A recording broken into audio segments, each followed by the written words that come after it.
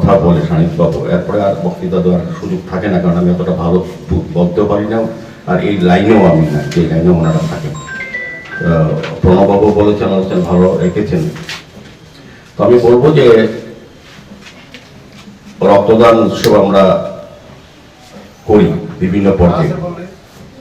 আমাদের রাজ্যের মাননীয় মুখ্যমন্ত্রী প্রফেসর ডক্টর মানিক সাহা কয়েক মাস আগে সারা রাজ্যবাসীর কাছে, বিভিন্ন স্বেচ্ছাসেবী সংগঠনের কাছে, বিভিন্ন রাজনৈতিক দলের কাছে, ব্যক্তি প্রতিষ্ঠানের কাছে আবেদন রেখেছিলেন যে রক্তদানে এগিয়ে আসার জন্য।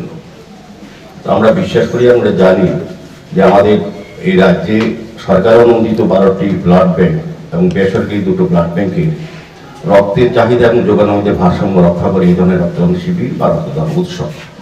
তো যত বেশি রক্তদান শিবির বা উৎসব করা যায় ততটাই ওই জায়গাটা আমরা কিন্তু সমৃদ্ধ করতে পারি, যে ঘাটতির জায়গাটা। তো আমাদের রাজ্যে বহু বছর ধরে আমি বলবো যে রক্তদান বা রক্তদান উৎসব খুব সুন্দরভাবে হচ্ছে বা করছেন সবাই।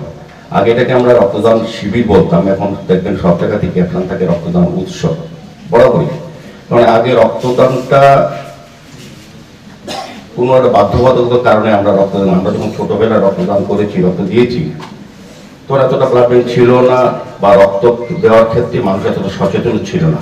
আজকে যেমন মহিলারা, পুরুষরা, যুবক যুবতীরা স্বেচ্ছায় রক্তদানে অংশগ্রহণ করেন বা অনুষ্ঠান পরিচালনা বা তারা নিজেরাই তৈরি করেন এই ধরনের প্রোগ্রামে, সেই ক্ষেত্রে কিন্তু তখন এত ছিল না।